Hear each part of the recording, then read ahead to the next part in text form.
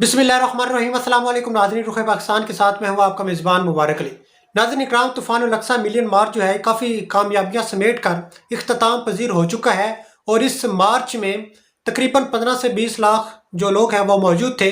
एक साथ हुसैन रिज़वी साहब का एक छोटा सा क्लिप है जो आज की इस व्लॉग में हम आपको दिखाएंगे, जिसमें वो बहुत बड़े जो ऐलानात हैं वो कर रहे हैं, वो आपको दिखाएंगे। दूसरे नंबर पर जो तूफ़ान अल-अक़सा मिलियन मार्च है, इसमें जो हमास के रहनुमा है इस्माइल हानिया साहब, उन्होंने भी लाइव खताब किया और उसका भी इस गवर्नमेंट जो है, इस निगरान हुकूमत पर और फ़ौज पाकिस्तान, उसके लिए उन्होंने एक बहुत बड़ा मैसेज दिया। न सिर्फ पाकिस्तानियों के लिए बहुत बड़ा मैसेज है, बल्कि जो दूसरे ममालिक हैं, मुस्लिम ममालिक हैं, उनके लिए भी बहुत बड़ा मैसेज है। अब ये वक्त है कि ये फ़लस्तीन के लिए यकजा हो जाए। जिस तरह साद हुसैन रिज़वी साहब ने ये कहा था कि हम ये ऐलान करते हैं कि जितने भी मसालिक हैं वो सब यकजा हो जाए और हम उनसे कोई ऐसी बात नहीं करेंगे। तमाम एतराज़ात जो हैं वो दूर किए जाएं, उनको एक साइड पर रख कर फ़लस्तीन के लिए हम खड़े हो जाएं, और ताकि फ़लस्तीन जो है वो ख़ुद को तनहा जो महसूस ना करे। चंद मुतालबात हैं जो उन्होंने रखे। साद हुसैन रिज़वी साहब ने कहा कि जो पाक आर्मी है वो फ़लस्तीन जाए, अगर वो फ़लस्तीन में नहीं जा सकती तो हमें इजाज़त दी जाए। तकरीबन 1.5 लाख और इससे 1.5 लाख या 2 लाख इतने कारकुनान हैं तहरीक लब्बैक पाकिस्तान के जो फ़लस्तीन जाने को तैयार है, और इससे ज़ायद भी मिनिमम जो है ये 2 लाख है, इससे ज़ायद भी हो सकते हैं कि जो फ़लस्तीन जाएंगे। पहले तो मुतालबा ये कि वो फ़ौज पाकिस्तान है वो जाए, और दूसरे नंबर पर उन्होंने कहा कि गज़ा की आवाम के लिए, फ़लस्तीनियों के लिए ये कफ़न जो है वो वहाँ पर पहुँचाया जा रहा है, खुराक पहुँचाई जा रही। क्या उन्होंने कहा कि उनको खुराक की ज़रूरत नहीं है, उनको कफ़न की ज़रूरत नहीं है, उनको आपकी मदद की ज़रूरत है। अगर आप एटमी ताकत हैं, आपके पास बेहतरीन फ़ौज है, आपके पास वेपन है, तो आप वहाँ जाएँ, आप वहाँ जाकर उनकी मदद करें, उनको पता चले। और उन्होंने एक बात जो क्लियर कट बात की है, उन्होंने कहा कि जो फ़लस्तीन है ये तकरीबन 75 साल से ये दहशतगर्दी का शिकार है, तो ये जो फ़लस्तीन है ये अब आज़ाद होगा तो ये जहाद से होगा, जहाद के बगैर इसकी जो आज़ादी है वो नामुमकिन है। जिस तरह कश्मीर है, कश्मीर जो है वो भी मुख्तलिफ जो दहशतगर्दी है उसका निशाना उसको बनाया जा रहा है, मुख्तलिफ जुल्म सितम जो है वो कश्मीर के ऊपर किए जा रहे हैं, और हम पुरज़ोर अल्फाज में मजम्मत कर देते हैं। इसके ऊपर प्रैक्टिकल करने की ज़रूरत है। ये अमली तौर पर ये जहाद करने की ज़रूरत है, लेकिन हम जहाद की तरफ नहीं जा रहे। हम जस्ट जो है ये बयानात जो हैं उसके अटके हुए हैं। एक छोटा सा क्लिप है साद हुसैन रिज़वी साहब का, वो आप समाअत फरमाएं। अब हम सारे मुंतज़िर हैं उस दिन का जिस दिन बुलाया जाएगा, और हल्फन बात आज भी किसी के खिलाफ कोई बात नहीं की, इसलिए नहीं की कि हम हकीकतन आज जब बात आएगी, ये मुझे कह रहे थे कि इलेक्शन की तैयारी, मुझे वाकई शर्म आ गई। मैंने कहा अगर मेरे भाई के घर मर्ग हो, खुदा न खास्ता, या मेरे किसी दोस्त के घर मर्ग हो, और मैं अपने बेटे की शादी के दिन रखूं, ये मुमकिन नहीं।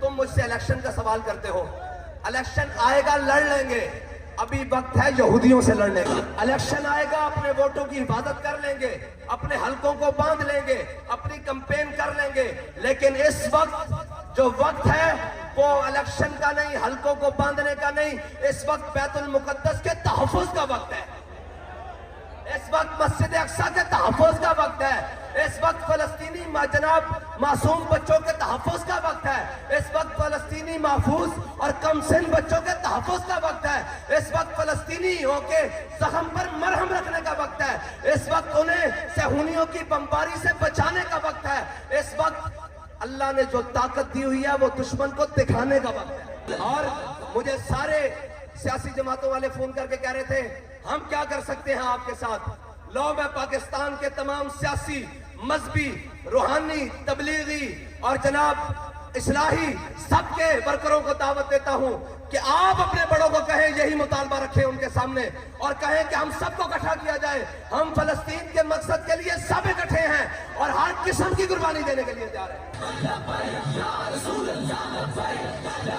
اور یہ ताना अब कोई पाकिस्तानी कौम को न दे कि आप इकट्ठे क्यों नहीं होते। हम इकट्ठे हैं, फलस्तीन के मसले में हम इकट्ठे हैं, बैतुल मक़दस के मसले में हम इकट्ठे हैं, मस्जिद अक्सा के मसले में हम इकट्ठे हैं, गजा के मसले में हम इकट्ठे हैं, हमास के मसले में हम मसले इकट्ठे हैं। और इस्माइल हनिया साहब, आप मेरी गुफ्तगू शायद सुन रहे हो, मैं आपसे मुखातिब हूँ। हम आपके तमाम मंसूबों के लिए, हम आपकी तमाम दर्दों के लिए, हम आपकी तमाम परेशानियों के लिए हम इकट्ठे हैं